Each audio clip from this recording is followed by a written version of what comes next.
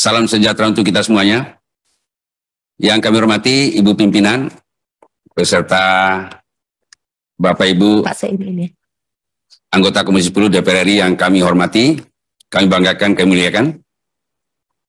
Izinkan sebelum kami memaparkan yang dikandung daripada rancangan Undang-Undang Sisdiknas ini, perkenalkan saya Ali Rahim, selaku Sekretaris Jenderal Pengurus Besar PGRI.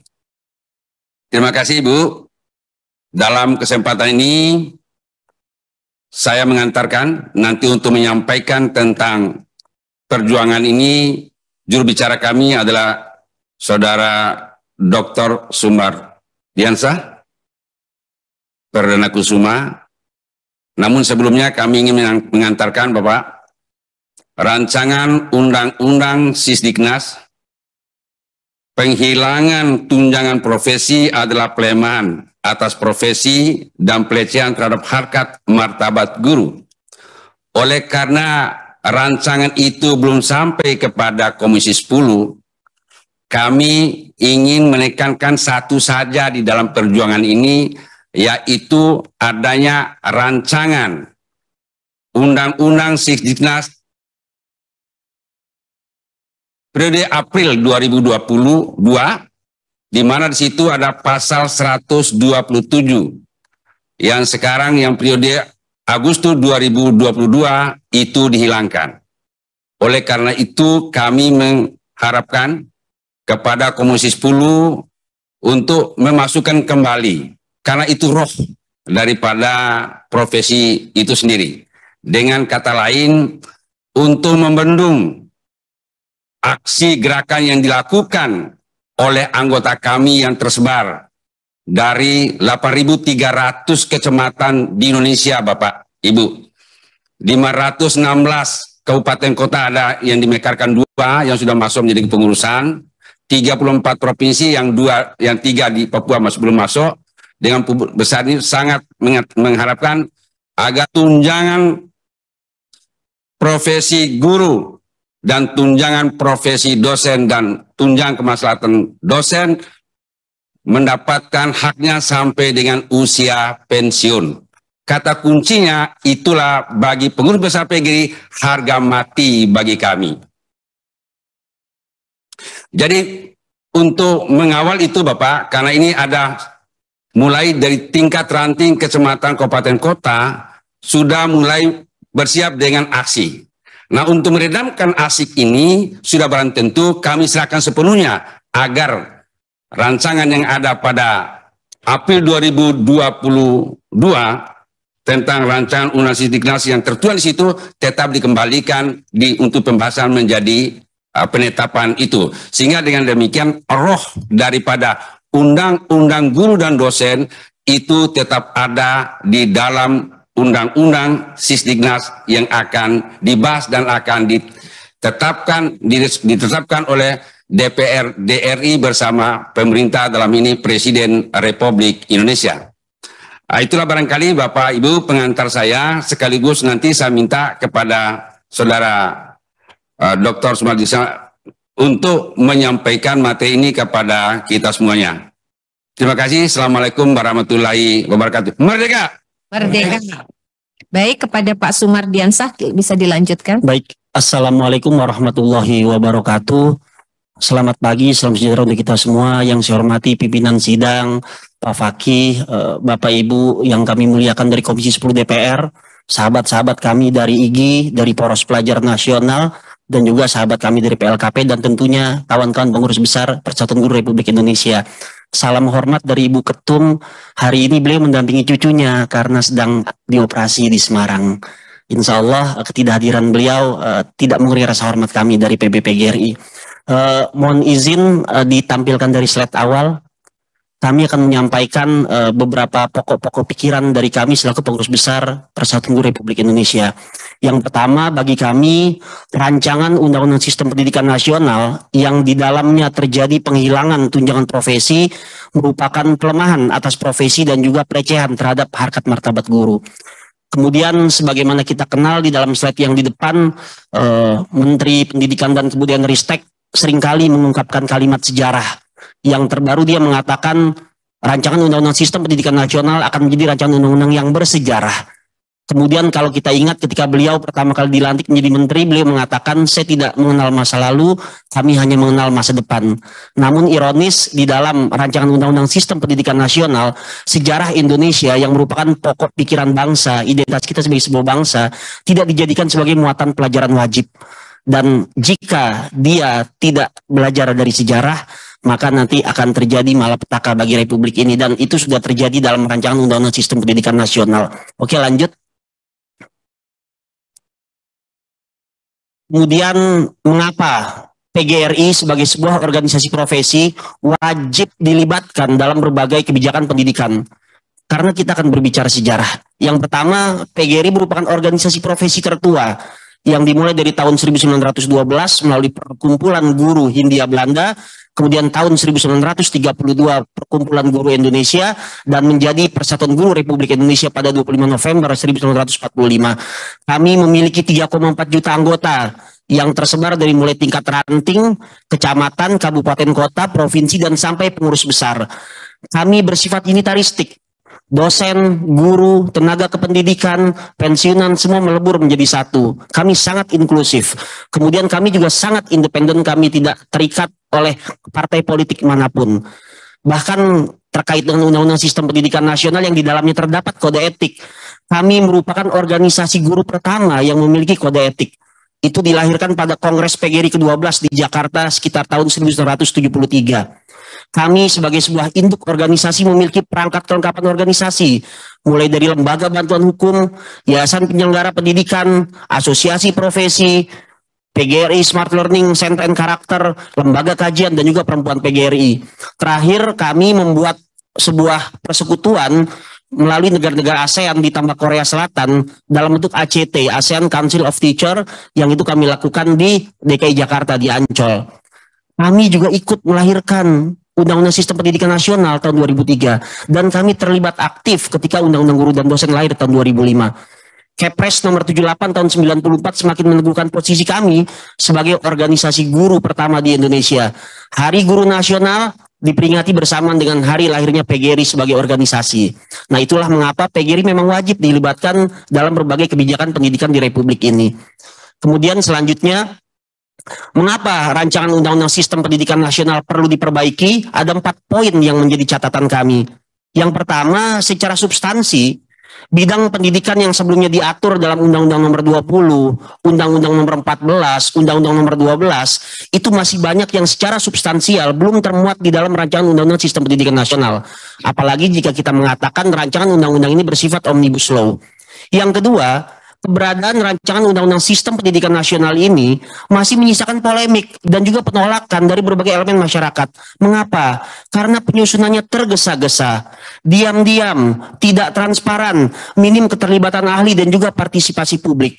Lalu yang ketiga, peta jalan ataupun roadmap pendidikan yang seharusnya menjadi prasyarat ataupun menjadi acuan dalam penyusunan rancangan Undang-Undang Sistem Pendidikan Nasional itu belum selesai dituntaskan. Karena itu kami juga menyambut baik usul dari Komisi 10 DPR, dalam hal ini Kang Saiful Huda, untuk melakukan pembentukan tim gabungan atau Pokja Nasional Rancangan Undang-Undang Sistem Pendidikan Nasional dari berbagai unsur organisasi ataupun unsur kepakaran. Dan yang sangat mencoreng kami adalah hilangnya ayat tunjangan profesi dalam Rancangan Undang-Undang Sistem Pendidikan Nasional versi bulan Agustus. Oke, lanjut. Historia repeat, deja vu, sejarah berulang. Mari kita melawan lupa. Hilangnya tunjangan profesi sebetulnya bisa kita lacak melalui beberapa fakta historis. Yang pertama, kita ingat tahun 2015 ketika Kemendikbudristek dengan rapat bersama Komisi 10 ingin menghapus tunjangan profesi guru. Lalu tahun 2018 Sri Mulyani selaku Menteri Ekonomi menyatakan besarnya tunjangan profesi dalam bentuk sertifikasi tidak mencerminkan kualitas pendidik dan hanya dianggap membebankan APBN. Lalu kemudian PLT Kabalitbang Pak Toto Suprayitno pada tahun 2021 ketika rapat juga dengan Komisi 10 DPR menyatakan TPG belum memberikan dampak positif terhadap peningkatan kualitas pembelajaran. Karena itu pemerintah berencana memberikan TPG hanya kepada guru yang berprestasi saja. Dan sejarah terjadi, fakta terjadi. Tahun 2019, kawan-kawan kita di kalangan guru Satuan Pendidikan Kerjasama, guru-guru SPK, yang di dalamnya juga ada kurikulum nasional, PPKN, Bahasa Indonesia, kemudian agama, tunjangan profesinya dihentikan oleh Perdirjen GTK dan juga Persesjen Kemendikbud. Artinya apa? Penghilangan tunjangan profesi nyata adanya dimulai dari kalangan guru-guru SPK. Lanjut. Bapak Ibu sekalian, sesungguhnya draft rancangan Undang-Undang Sistem Pendidikan Nasional ini yang kita lihat dari versi bulan April pasal 127, kemudian versi bulan Agustus pasal 105 mengenai hak kesejahteraan guru sesungguhnya mengalami kemunduran.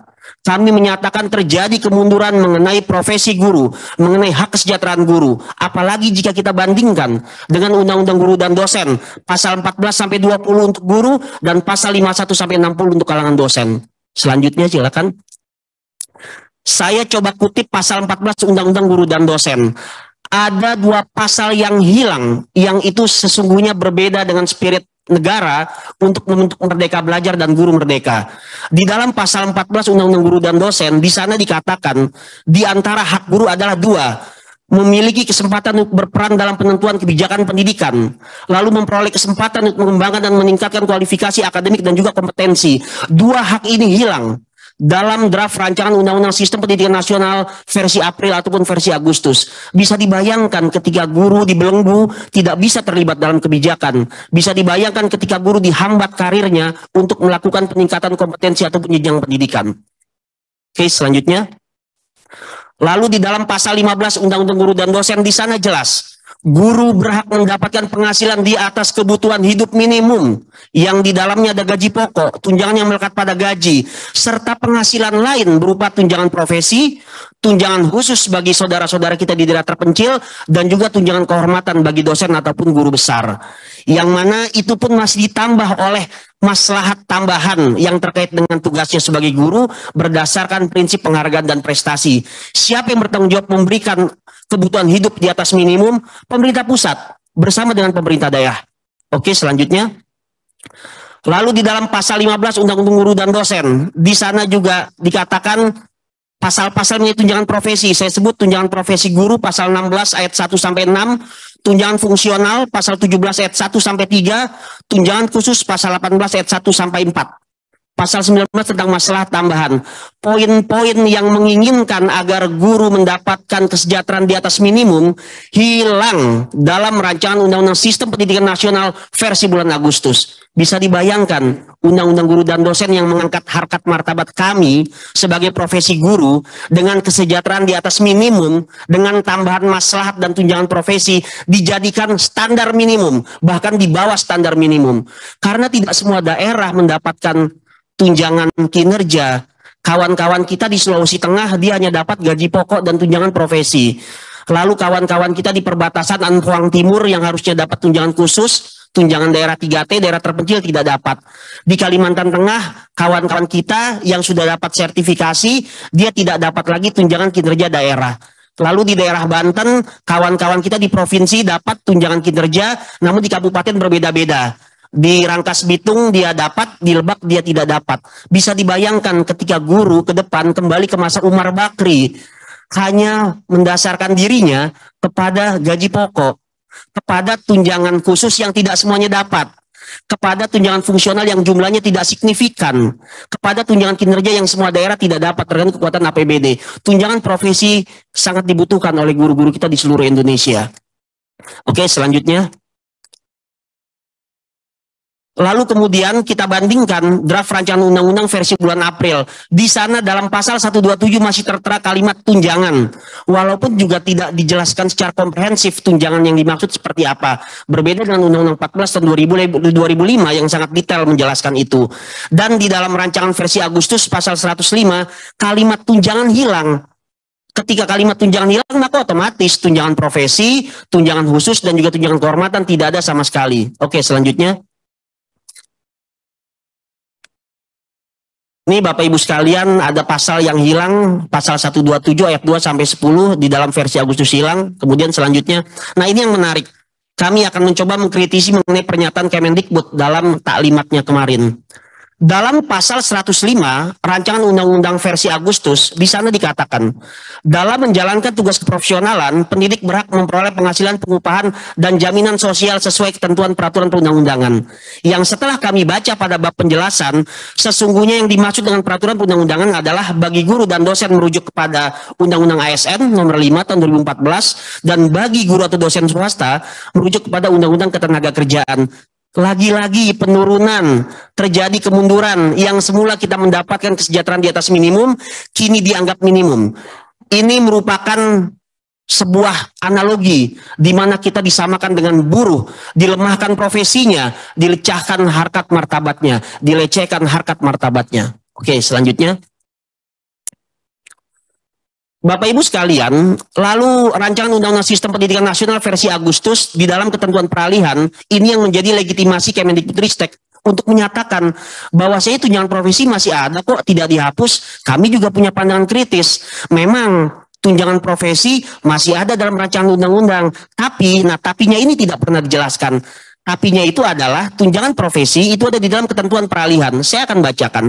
Dalam pasal 145 yang merupakan kritikal pasal, di sana disebutkan, setiap guru dan dosen yang telah menerima tunjangan profesi, tunjangan khusus, dan atau tunjangan kehormatan, sebagaimana diatur dalam Undang-Undang 14 tahun 2005, sebelum undang-undang ini diundangkan tetap menerima tunjangan tersebut. Artinya benar kalimat pemerintah yang menyatakan tunjangan profesi masih ada kok, masih tetap diberikan, tapinya ini. Kemudian ayat 2, setiap guru dan dosen sebagaimana yang dimaksud pada ayat 1 menerima besaran penghasilan yang sama dengan penghasilan pengupahan yang diterima sebelum undang-undang diundangkan. Pasal 147, peraturan pelaksanaan dari undang-undang ini harus ditetapkan paling lambat 2 tahun sejak undang-undang ini diundangkan. Artinya apa? Kalaupun tunjangan profesi masih ada, diberikan kepada guru-guru yang sudah mendapatkan berdasarkan Undang-Undang 14 tahun 2005, sesungguhnya usianya tidak akan lama, maksimal hanya 2 tahun. Karena setelah undang-undang yang baru disahkan, maka kita tidak memiliki landasan hukum. Lalu bagaimana kalau ini sudah diundangkan, pasal ini sudah tidak berlaku lagi, artinya tunjangan profesi tidak akan bisa dibayarkan. Karena sekali lagi, masa peralihan hanya berlaku 2 tahun. Pemerintah hanya bisa memberikan pembayaran selama 2 tahun di masa peralihan. Dan bisa dipastikan tahun 2024, tunjangan profesi benar-benar hilang bagi guru dan dosen. Tunjangan khusus benar-benar hilang bagi kawan-kawan kita di daerah terpencil. Tunjangan kehormatan benar-benar hilang bagi kawan-kawan kita yang ada di perguruan tinggi. Oke, selanjutnya. Kemudian kita juga bisa melihat pada ketentuan penutup, pasal 148 dan 149, terjadi inkonsistensi. Di dalam 148 dikatakan, jika Undang-Undang 14 2005, Undang-Undang 20 tahun 2003, Undang-Undang 12 tahun 2012 itu masih berlaku. Namun di pasal 149 juga dicatatkan bahwasanya undang-undang itu tidak berlaku setelah undang-undang yang baru disahkan. Kami melihat ini inkonsistensi pasal. Jika penempatan ayat atau pasal bukan ada di dalam batang tubuh,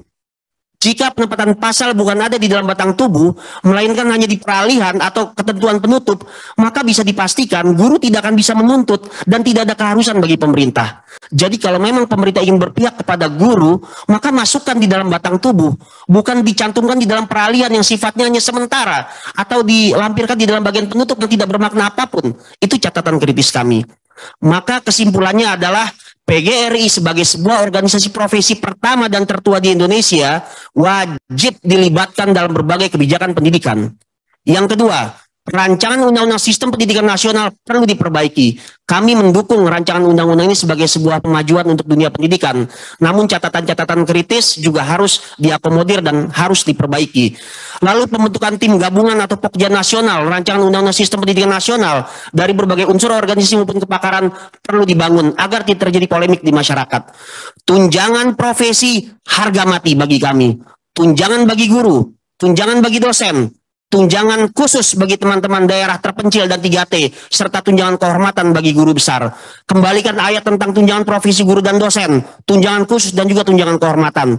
Kalau kita kutip pada draft versi bulan April, pasal 127 ayat 10. Bahkan kalau mau lebih baik lagi agar guru lebih sejahtera, tidak kembali ke zaman Umar Bakri, berikan guru kesejahteraan di atas minimal dan kemaslahatan tambahan. Sebagaimana tertuang dalam Undang-Undang Guru dan Dosen nomor 14 tahun 2005, pasal 14 sampai 20 untuk guru dan pasal 51 sampai 60 untuk dosen. Dan akhir kata, niat baik saja tidak cukup. Niat baik saja tidak cukup, melainkan perlu dituliskan dalam batang tubuh perundang-undangan agar mengikat secara norma hukum. Dan terakhir, kami melakukan sebuah gerakan sosial, petisi online. Per hari ini sudah terkumpul hampir 17.000 menyatakan dukungan. Tadi Pak Sekjen menyatakan 3,4 juta anggota kami tersebar di daerah. Dan jika pemerintah tidak memperhatikan kami sebagai sebuah organisasi besar, maka yang terjadi bisa saja ada gerakan sosial. Namun sebelum itu terjadi, kami akan konsisten mengawal melalui perjuangan intelektual, perjuangan politik. Dan akhirnya kami adalah mitra strategis pemerintah. Kami dukung yang baik untuk guru, untuk dosen. Namun apabila ada hal yang merugikan bagi guru, bagi dosen, pada titik itu PGRI tidak akan pernah berhenti untuk bersuara lantang. Billahi taufik wal hidayah. Wassalamualaikum warahmatullahi wabarakatuh.